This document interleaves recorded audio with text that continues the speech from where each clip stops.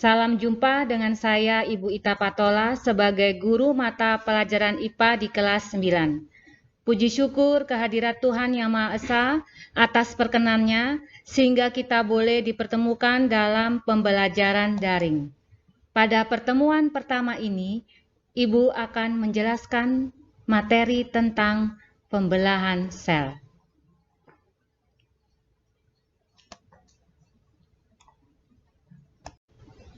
Adapun tujuan pembelajaran kali ini adalah menjelaskan proses pembelahan sel. Ada 3 alasan mengapa sel mengalami pembelahan. Pertama, sel mengalami pembelahan adalah untuk pertumbuhan. Seperti diketahui, salah satu ciri makhluk hidup adalah mengalami pertumbuhan. Artinya, makhluk hidup dapat tumbuh karena sel-selnya bertambah banyak. Kedua, untuk perbaikan. Misalnya, ketika ada luka pada bagian tubuh, artinya bagian tubuh yang mengalami luka tersebut telah terjadi kerusakan jaringan dan harus diperbaiki dengan cara pembelahan sel. Ketiga, untuk reproduksi. Reproduksi adalah ciri lain dari makhluk hidup. Pada proses reproduksi seksual diperlukan adanya sel kelamin. Proses pembentukan sel kelamin dilakukan dengan cara pembelahan sel.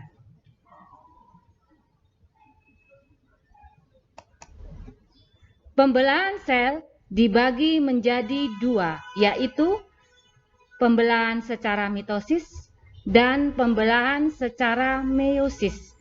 Ada 2 macam meiosis, yaitu meiosis pertama dan meiosis kedua. Sekarang akan Ibu jelaskan satu persatu. Coba lihat dan perhatikan gambar. Di sini jelas terlihat ada 4 fase dalam pembelahan mitosis, yaitu 1.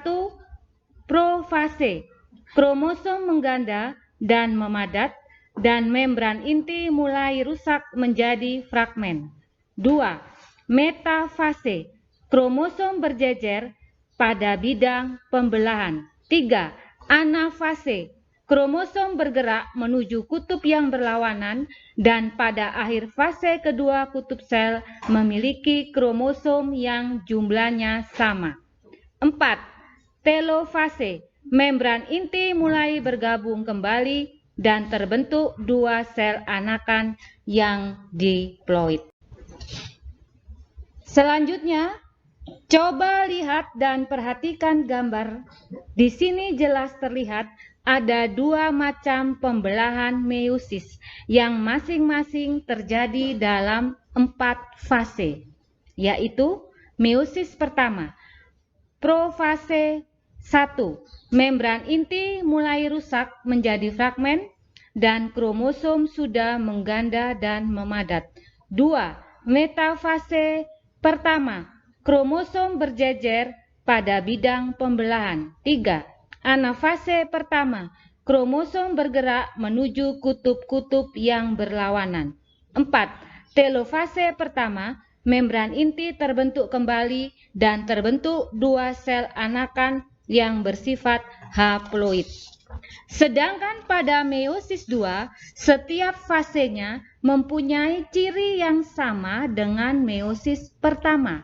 Tetapi yang membedakan hanya fase terakhir, yaitu fase telofase.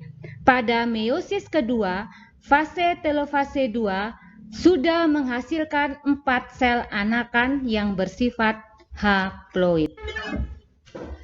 Berdasarkan penjelasan yang sudah Ibu berikan, dapat disimpulkan bahwa pembelahan mitosis adalah pembelahan yang menghasilkan 2 sel anakan yang mempunyai karakter identik secara genetik dengan sel induk.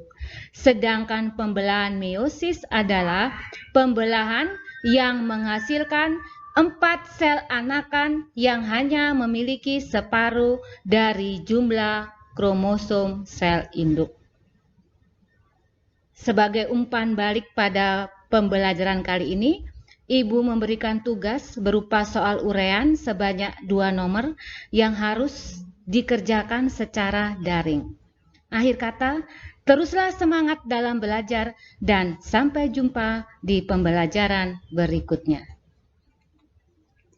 Mungkin.